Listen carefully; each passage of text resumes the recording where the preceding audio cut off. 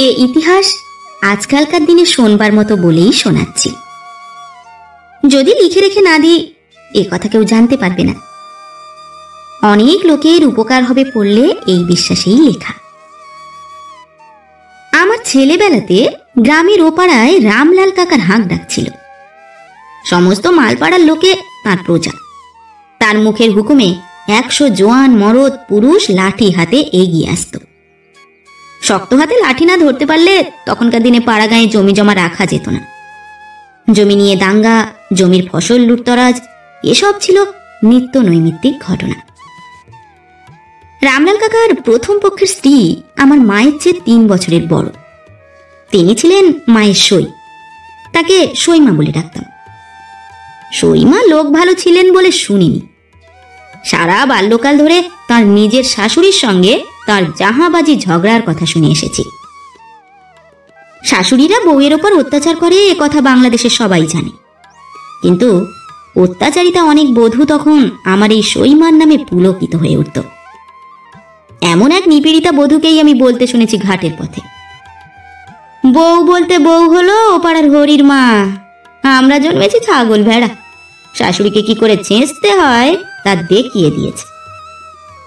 তার সঙ্গিনী বললে, কাল নাকি সেজগিন্নির মুখে বউ কেরোসিনের টেমির ছ্যাঁকা দিয়েছে। সেজগিন্নি তাই সহ্যি করে বাপু, আমাদের মতো শাশুড়ি যদি হতো। সহ্যি না করে উপায় কি বলো? যাহাবে যে বউ, যে পেরে না উঠলে সহ্য করতেই হচ্ছে বই কি। তা ধন্যী বউ বটে, আষাঢ় মাসে 2 দিন খেতেই দিলে না শাশুড়িকে। মুখের জোরে দাঁড়াবে গে সামনে, সেজগিন্নির কর্ম নয়। শাশুড়ির সঙ্গে ঝগড়া করবার সময় রণরঙ্গিনী মূর্তি ধরে। অমন বউ ঘরে ঘরে হলে শাশুড়িরা জব্দ। আমরা পারিনি বাপু, ভয় করে। সেই জন্যই ঝাঁটালাতি খাচ্ছি উঠতে বসতে। কাল হয়েছে কি, মুগের ডাল রোদে দেওয়া ছিল, বৃষ্টি এসেছে কখন দেখতে পাইনি, খুকির কাঁথা সেলাই করছে। সে কি গালাগাল। আচ্ছা গালাগাল দাও না হয় দিলে, কিন্তু বাপ ভাই কি দোষ করলে? তাদের তুলে গালাগাল দেওয়া কেন বলো তো ভাই? বলবো আর কি, নিজেই দুবেলা সচক্ষে দেখছি, সকর্ণে শুনছি। হাড় ভাজা ভাজা হয়ে গেল ভাই। এক এক সময় মনে হয় একদিকে বেরিয়ে যাই, আর ভালো লাগে না। সইমা দেখতে শুনতে ভালো ছিলেন, সবাই তাকে সুন্দরী বলতো। তার 5-6টি ছেলে মেয়ে হয়। বড় ছেলেটি বুদ্ধিমান, কিন্তু অবস্থাপন্ন ঘরের ছেলে, বিশেষ লেখাপড়া শেখেনি। অল্প বয়সে জমিদারি সেরেস্তায় নায়েবি কাজে ভর্তি হল। এই সময় সইমা মারা গেলেন। রামলাল কাকা আবার বিবাহ করলেন। কয়েক বছরের মধ্যে 3-4টি ছেলে মেয়েও হল। কিছুদিন পরে রামলাল কাকা আবার বিপত্নী হলেন এবং প্রায় সঙ্গে সঙ্গেই আবার বিবাহ করলেন। তৃতীয় পক্ষের স্ত্রীরও 5-6টি ছেলে মেয়ে হল। মাঝের পক্ষের প্রথম সন্তানের নাম আশালতা, বেশ সুন্দরী মেয়ে। রামলাল কাকা তৃতীয় পক্ষে বিবাহ করবার কিছুদিন পরেই আশালতার ভাই বোনগুলি একে একে মারা গিয়ে বেঁচে রইল কেবল সে নিজে। আশালতার বিয়ে হলো 11 বছর বয়সে এবং সে বিধবা হয়ে বাপের বাড়ি ফিরে এলো। কন্যা বিধবা হয়ে বাড়ি আসার পর থেকে শোকে রামলাল কাকার শরীর ভেঙে পড়ল এবং বছর খানেকের মধ্যে তিনিও ইহলোক থেকে বিদায় গ্রহণ করলেন। এর মুখ্য কারণ কন্যার বৈধব্য নয়, কেননা রামলাল কাকার মৃত্যু হয়েছিল বসন্ত রোগে। ভূমিকা এই পর্যন্ত। এখন আসল কাহিনী শুরু করা যাক। আমাদের ইতিহাস প্রধানত আশালতার ইতিহাস। ব্যাপারটি এখন দাঁড়িয়েছে যা তা এখানে একবার বলি। রামলাল কাকা সংসারে এখন কর্তা হয়ে দাঁড়ালো ওর প্রথম পক্ষের জ্যেষ্ঠ পুত্র শরৎ। শরতের তখন বিয়ে হয়েছে এবং 2টি সন্তানও হয়েছে। শরতের ছোট ভাই সনত লেখাপড়া শেখেনি, সে গ্রামেই ধানের ব্যবসা করে। প্রথম পক্ষের মেয়ে কটির বিবাহ হয়ে গিয়েছে, তারা সকলেই শ্বশুর বাড়ি। রামলাল কাকা তৃতীয় পক্ষের ছেলে মেয়েগুলির বয়স কম। বড়টি ছেলে, তার বয়স এই সময় 8। রামলাল কাকা সম্পত্তিওয়ালা লোক ছিলেন। বড় ছেলে শরৎ এমন দুষ্টু ফন্দি আঁটতে লাগলো যাতে তার নাবালক বৈমাত্র ভাই বোনগুলি সম্পত্তির উপসত্ত্ব থেকে বঞ্চিত হয়। বিমাতার কোনো কথা এ সংসারে খাটে না। তার বয়সও খুব বেশি কিছু নয়। শরৎ জমি মৌরসি বন্দোবস্ত করতে লাগলো মোটা টাকা নিয়ে, পুকুর জমা দিতে লাগলো নিকিরিদের কাছে মোটা টাকা নিয়ে, গোলার ধান বিক্রি করে ফেলতে লাগলো আড়তদারদের কাছে, তাতে পেতে লাগলো মোটা টাকা। গাছের নারকোল সুপুরি বিক্রি করতে লাগলো কলকাতায় যারা মাল চালান দেয় তাদের কাছে। অথচ ওর বিমাতা বা বৈমাত্র ভাই বোনগুলির পরনে কাপড় নেই, স্কুল পাঠশালায় যাবার বন্দোবস্ত নেই। যা টাকা পাওয়া যাচ্ছে ওরা তো তার ন্যায্য অংশীদার। অথচ শরৎ বা সনদ সে চিজ নয়, সোজা পথে হাঁটার অভ্যেস তাদের নেই। বিমাতা মুখ ফুটে কিছু বলতে সাহস করেন না নিজের চেয়ে বেশি বয়সের সৎ ছেলের কাছে। এভাবে অরাজকতা চলল বছর 2। শরতের বিমাতা মুখ বুজে সহ্য করেন। তিনি গরিব ঘরের মেয়ে, তৃতীয় পক্ষের স্ত্রী হয়ে এসেছিলেন এ সংসারে। যা জোর ছিল এখানে বিধবা হওয়ার সঙ্গে সঙ্গে সেটুকু গিয়েছে। দোর্দণ্ড প্রতাপ সৎ ছেলেকে কিছু বলতে সাহস করেন না তিনি। নির্জনে চোখের জল ফেলেন। তার ছেলেমেয়েরা বিষয় সম্পত্তির কি বোঝে? মহা আনন্দে লাট্টু আর ঘুড়ি ওড়ায় পথে পথে মাঠে মাঠে। শীতকাল, সকালবেলা শরৎ এক বাটি মুড়ি খাচ্ছে বসে। এখুনি চা খেয়ে সে বেরুবে। আশালতা এসে দোরের গোড়ায় দাঁড়িয়ে বললে, বড়দা। শরৎ মুখ তুলে বললে, কি রে? একটা কথা তোমায় বলবো। কি? বল তাড়াতাড়ি, আমার সময় নেই, কাছারিতে বেরোতে হবে এখুনি। তুমি বাগদিপাড়ার জমি বন্দোবস্ত করেছো কত টাকায়? কবে? এই যে সেদিন করে এলে, বৌদিদির হাতে টাকা এনে দিলে। কেন? অত খোঁজে তোমার দরকার কি? আশালতা মুখ গম্ভীর করে দাদার সামনে এসে দাঁড়ালো। সুন্দরী মেয়ে, নিরাভরণ, বিধবার বেশ। চাপার আগে ওর মুখ রাঙা হয়ে উঠেছে। বললে, দাদা, আজ আমি যে কথা বলতে এসেছি শোনো।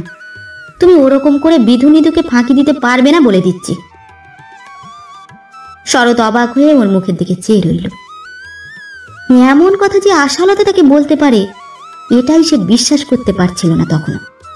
কতটুকু মেয়ে আশালতা! পরক্ষণেই রাগে ও বিস্ময়ে তার মুখ দিয়ে কথা বেরুতে গিয়ে আটকে রইল খানিকক্ষণ। যখন কথাটা বেরিয়ে এলো অবশেষে, তা বড় অসংলগ্ন হয়ে পড়ল। তার মানে বোঝা গেল না। কি? জমিকার টাকা বিধু নিধুর ফাঁকি মানে? শোনো দাদা, বিধু নিধু আছে, ওদের 3টি বোন আছে, ওদের তুমি দেখো না। মা ভালো মানুষ, তিনি কিছু বলতে পারেন না। ওদের পরনে না আছে কাপড়, না গায়ে জামা। মা একখানা থান, তাই শুকিয়ে নেয়। বিধু বড় হয়েছে, ওকে স্কুলে দিলে না। ওরা সব খাবে কি এরপরে?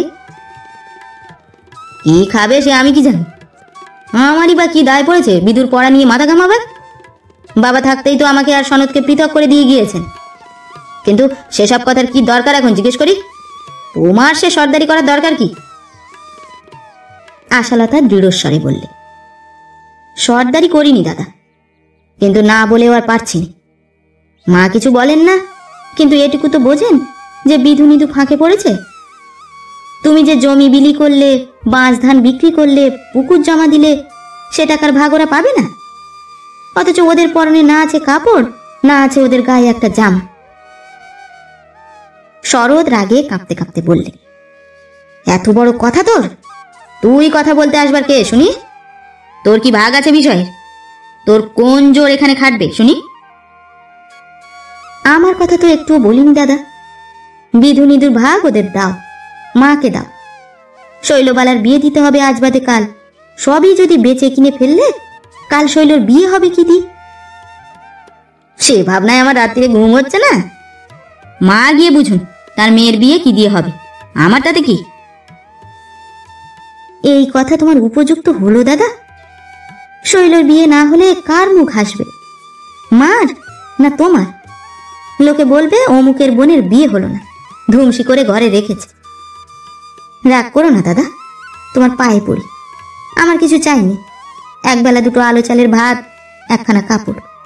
কিন্তু বিধু নিধুকে স্কুলে দাও, এরপর ওরা করে খাবে কি? তোমারই দোষ দেবে লোকে, আমাকে কেউ বলতে আসবে না, ভেবে দেখো। শরৎ একটা বড় ধাক্কা খেলে এই দিনটিতে। এতদিন তার বিশ্বাস ছিল সে যখন সংসারের কর্তা, সে যা করবে তাই হবে। অবশ্যই বাবা তাকেও সনদকে পৃথক করে দিয়ে গিয়েছেন, কিন্তু হঠাৎ পরলোক গমন করাতে পাকাপাকি কিছু করে যেতে পারেননি বিষয় আশয়ে।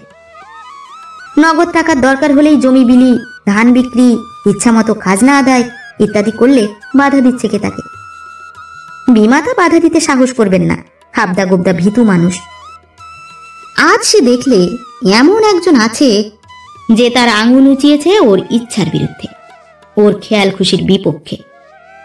আর সে কিনা আশালতা, যাকে কাল দত্তমশাইয়ের পাঠশালাতে হাত ধরে জোর করে নিয়ে গিয়ে বসিয়ে রেখে এসেছে, কেননা ও পাঠশালায় যাবার নামে কেঁদে আড়ষ্ট হয়ে যেত।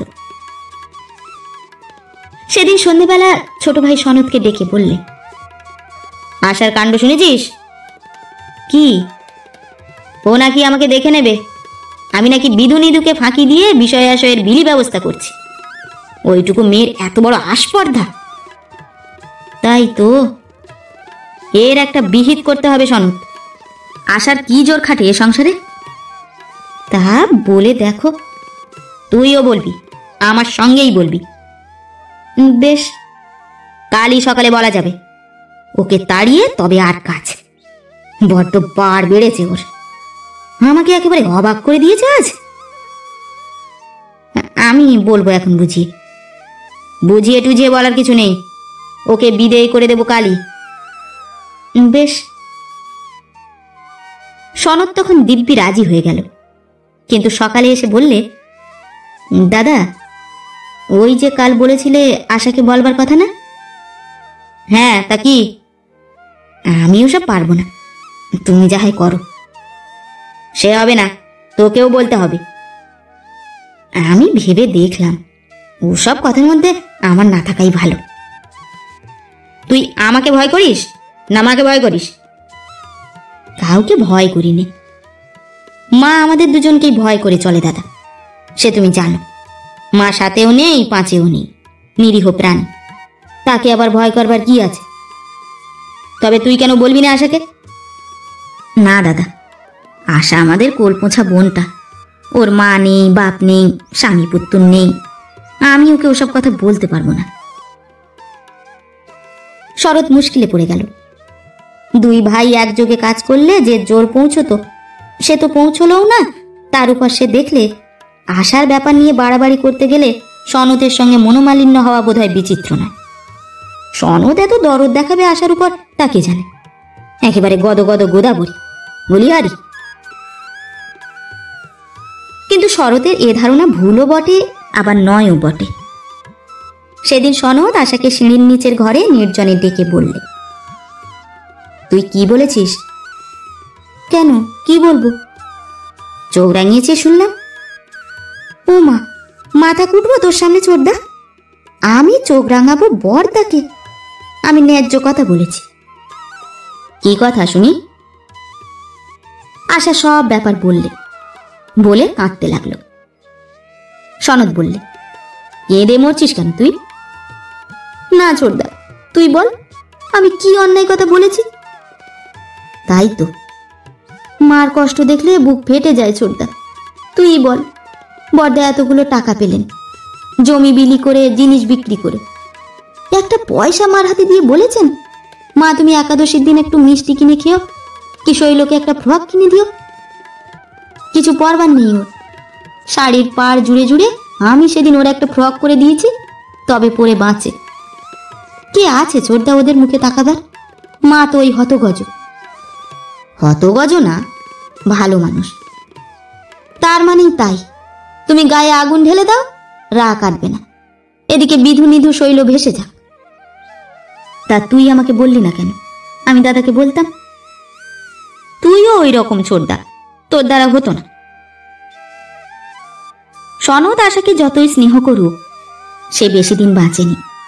সেই বছর শীতের শেষে নিউমোনিয়া হয়ে 7-8 দিন ভুগে সে মারা গেল। আশা দিন রাত রোগীর পাশে বসে সেবা করত, সারা দিন নাওয়া খাওয়া ভুলে গিয়ে।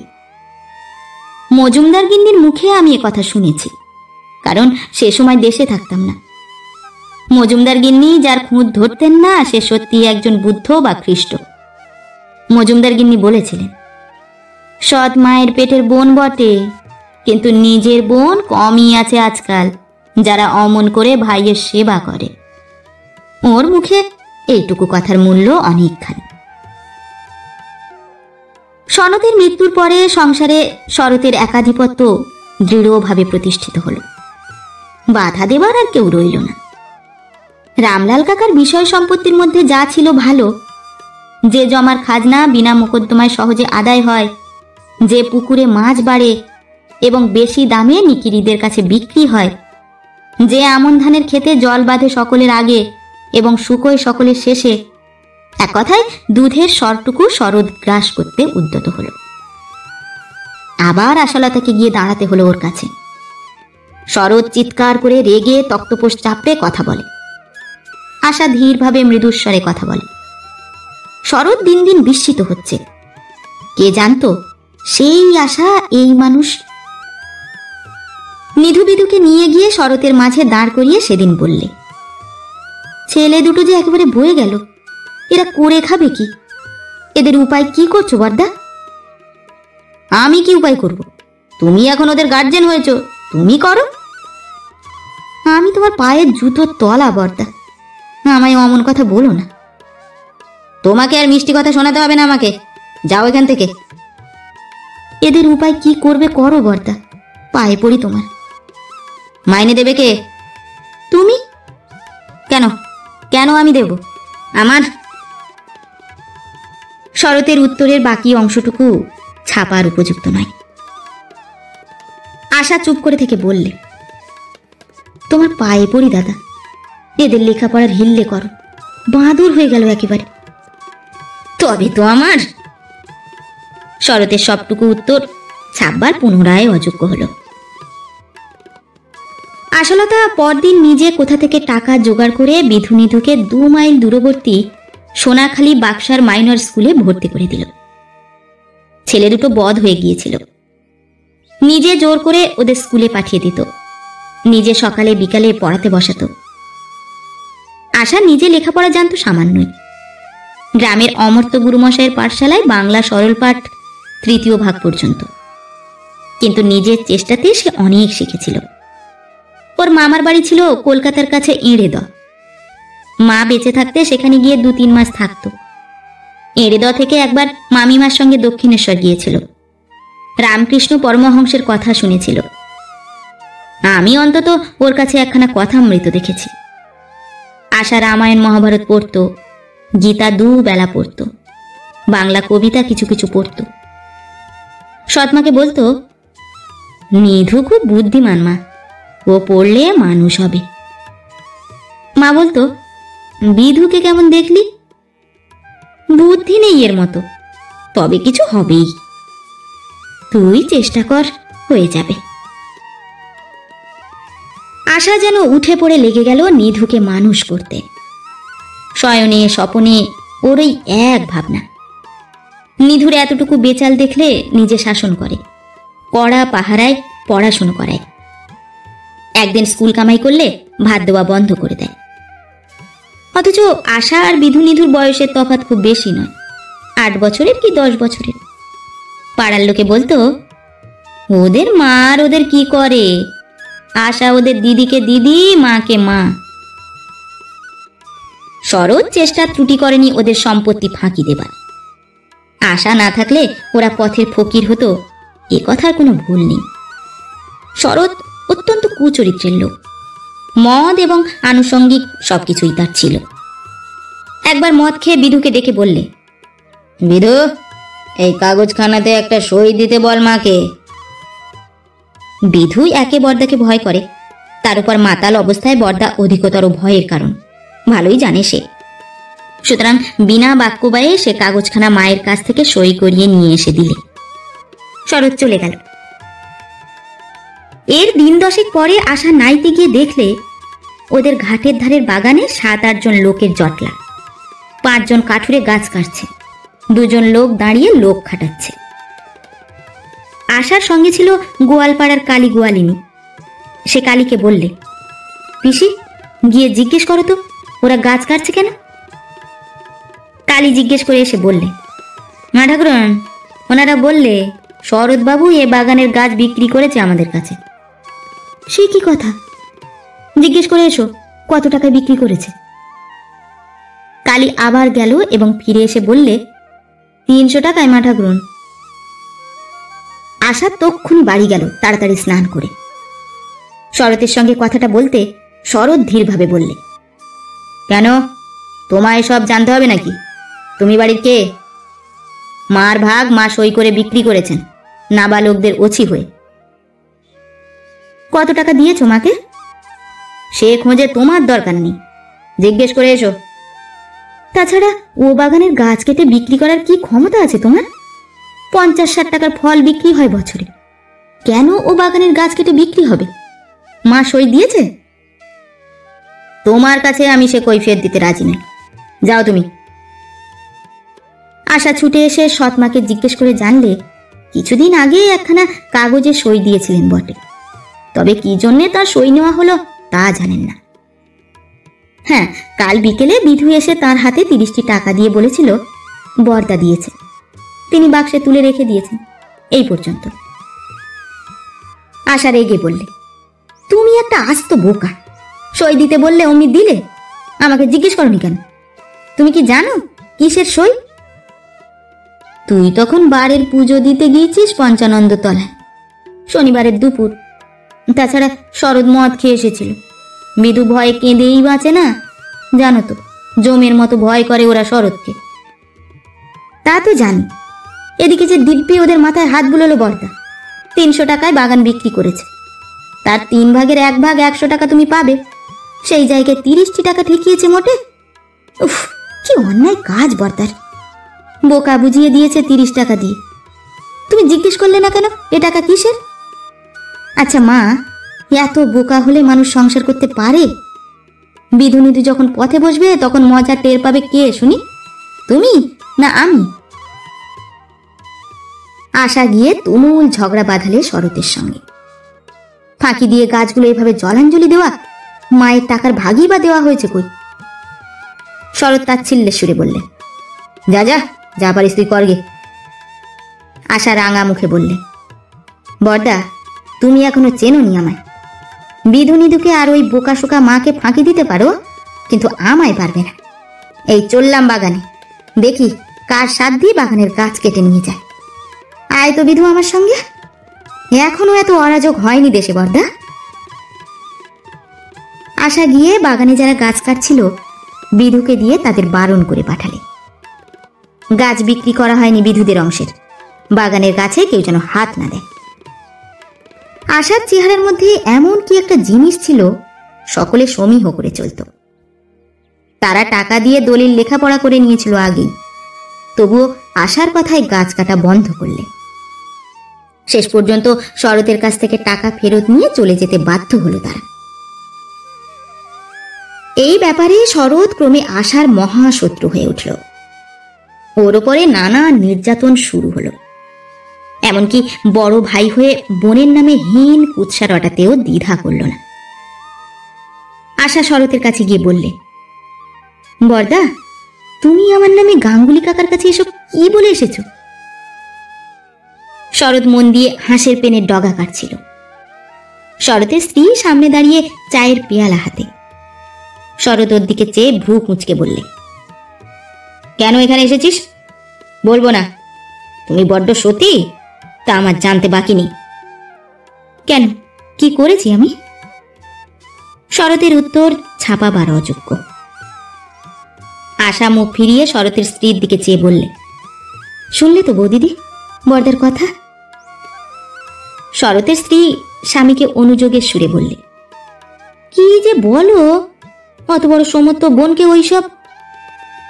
শরৎ দাঁত খিঁচিয়ে বললে, তুমি চা দিয়ে চলে যাও দেখি, নিজের কাজ দেখো গে। শরতের স্ত্রী চোখের ইশারায় আশাকে চলে যেতে বলে সেখান থেকে সরে গেল। আশা সে কথা শুনলে না, দুজনে ধুন্দুমার ঝগড়া বেঁধে গেল। পাড়ার লোকে উঁকি ঝুঁকি মারতে লাগলো।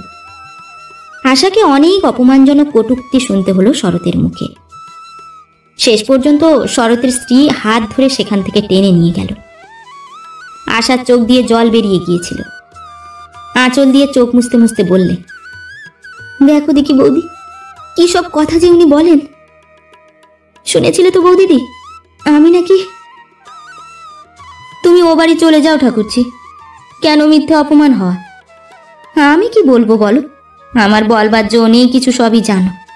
খিড়কি দরজা দিয়ে চলে যাও। কিছুতেই কিন্তু আশাকে দমানো গেল না। সে ডানা দিয়ে আগলে রেখে দিল বিধু নিধু শৈলকে নয়, শুধু তাদের মাকে পর্যন্ত, যদিও ওর মা তার চেয়ে বয়সে অনেক বড়। গ্রামের লোকে আশাকে শ্রদ্ধার চোখে দেখত। অনেকে অনেক রকম সাহায্য পেত আশার কাছ থেকে। কারো আতুরে রাত জাগতে হলে আশা, কোনো যোগী বাড়িতে রান্না করতে আশা, কারো বাড়ি থেকে পুরুষ অভিভাবক বিদেশে যাবেন, সে বাড়িতে 2-4 দিন শুতে হলে আশা, কারো বাড়ির ডাল বেটে দেবার সময়ে আশা। সারা গাঁখানার যে কোনো বিপদে আশাকে সবাই স্মরণ করবে এবং পাবেও। পাবে ঠিকই, ঘড়ির কাঁটার মতো পাবে, কখনো নিরাশ করেনি কাউকে। সেবার বৃদ্ধ বেনি হালদার ওকে বললেন, দিদি, একটা উপকার করতে হচ্ছে, রাতে কষ্ট পাচ্ছি, একটু দুধ পেলে খেতাম। দুধ পাওয়া যায় না, আমি গরিব, আমায় কেউ দেয়ও না। ছনু বৈষ্ণবের গায়ে দুধ দিচ্ছে, তুমি গিয়ে বলে কয়ে 1 পোয়া করে দুধ দৈনিক যোগান দেওয়ার ব্যবস্থা করতে পারো? দাদু, আপনার ভাত রেঁধে দেয় কি? জম খেয়ে দেবে দিদি, এ গায়ে কি কেউ কারোর দিকে তাকায়? তোমার দিদি মারা গিয়েছে, আজ 6 বছর হাঁড়ি ঠেলছি। ছেলে নেই, মেয়ে থাকে শ্বশুর বাড়ি, আমি না রাঁধলে রাঁধবে কেডা? আমি যদি রেঁধে দিই খাবেন দাদু? যদি আপনার বাত না সারে রেঁধে দিলে খাবেন? খাবো, খেয়ে বর্তে যাব, 2 হাত তুলে নাচবো, মনে করব শ্রীক্ষেত্রের মহাপ্রসাদ খেলাম। কেন এ কথা বললি কেন দিদি? আমার নামে নানা রকম রটনা রটেছে কিনা গায়ে, বর্দা রটিয়ে বেড়াচ্ছে। আমার মায়ের নামে যদি রটনা রটত, তবে আমি তার হাতে খেতাম না। মাস 2, অর্থাৎ সেবার গোটা শীতকাল ধরে রোজ সকালে এসে বুড়ো বেনি হালদারের রান্না করে দিত আশা। ফলে সেই শ্রাবণ মাসেই যখন বেনি হালদার মারা গেলেন, তখন নিষ্কর ব্রহ্মোত্তর সম্পত্তি থেকে 2 বিঘে আমন ধানের জমি তিনি আশার নামে উইল করে দিয়েছেন শোনা গেল। এ নিয়ে মোকদ্দমার সৃষ্টি হয়েছিল। বেনি হালদারের জামাই এসে বললে, ও উইল জাল, সব সম্পত্তি তার ছেলের প্রাপ্য। আশাকে যে তাকে সম্পত্তি দিয়ে যাবেন তার শ্বশুর। শরৎ বেনি হালদারের জামাইয়ের তরফে মোকদ্দমার গোপনে তদবিরও করেছে, কিন্তু শেষ পর্যন্ত আশার জমি কেউ কেড়ে নিতে পারেনি। বিধুর লেখাপড়া যেটুকু হয়েছিল তা আশার চেষ্টা ও উৎসাহের ফলে। নিধু লেখাপড়ায় খুব ভালো, ম্যাট্রিক পাশ করলে বেশ ভালোভাবে। ইদানিং শরৎ সম্পূর্ণভাবে পৃথক হয়ে গিয়েছিল। এদের সম্পত্তিতে হাত দিতে সাহস করত না, আশাকে ভয় করত। সেই শরতের বউ যখন হঠাৎ মারা গেল, আশা গিয়ে শরতের সংসারে বুক দিয়ে পড়ল। ওর ছোট ছেলে মেয়েদের দেখাশুনো, রান্না করে খাওয়ানো, সব কিছু করতো আশা। অবশ্যই বেশি দিন করতে হয়নি, কারণ দ্বিতীয়বার বিবাহ করতে শরৎ 3 মাসের বেশি দেরি করেন। আশা চোখের জল ফেলে বলেছিল, বৌদিদির যে কি গুণ ছিল তা কেউ জানতো না, আমি জানতাম। বর্দার ভয়ে জুজু হয়ে থাকতো বেচারি, নিজের ইচ্ছেতে কিছু করবার কি তার উপায় ছিল? অমন বউকে বর্দা চিনতে পারলে না, 2 দিন যেতে তর সইল না, অমনি বিয়ে করে নিয়ে এলো।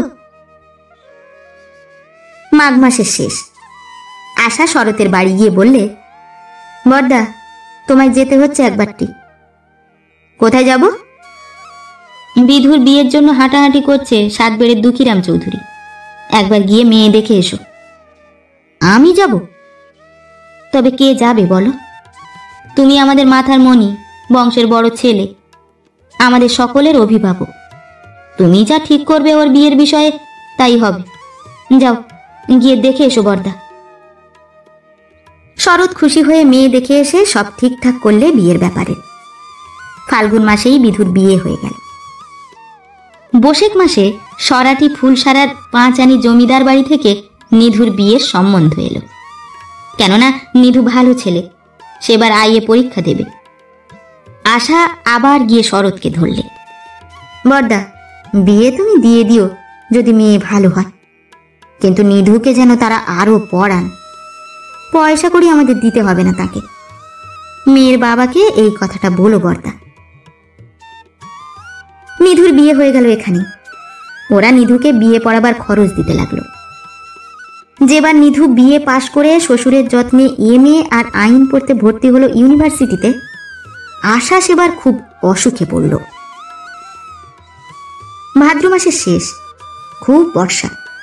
নিধু কলকাতায়, বিধু মিরপুরের জমিদারি কাছারিতে কাজ করে, সস্ত্রীক সেখানেই থাকে। বাড়িতে কেবল বিধুর মা আর ওদের সকলের ছোট অবিবাহিতা বোন দুলা। আশা ডাক্তার ডাকতে দেবে না। বিধু সামান্য রোজগার করে, ডাক্তারের খরচ পাবে কোথায়? এমনি সেরে যাবে। রোগ হঠাৎ বেঁকে দাঁড়ালো। দুলা দৌড়ে গিয়ে শরৎকে ডেকে নিয়ে এলো। শরৎ এসে বললে, কি হয়েছে মা?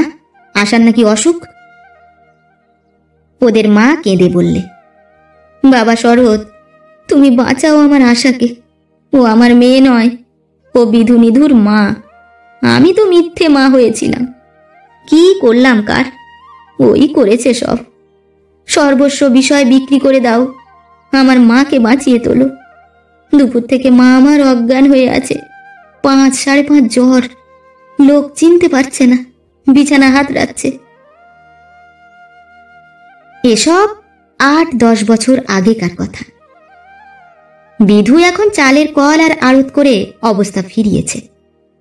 নিধু ডেপুটি ম্যাজিস্ট্রেট, বারাসাতে পরিবার নিয়ে আছে সম্প্রতি।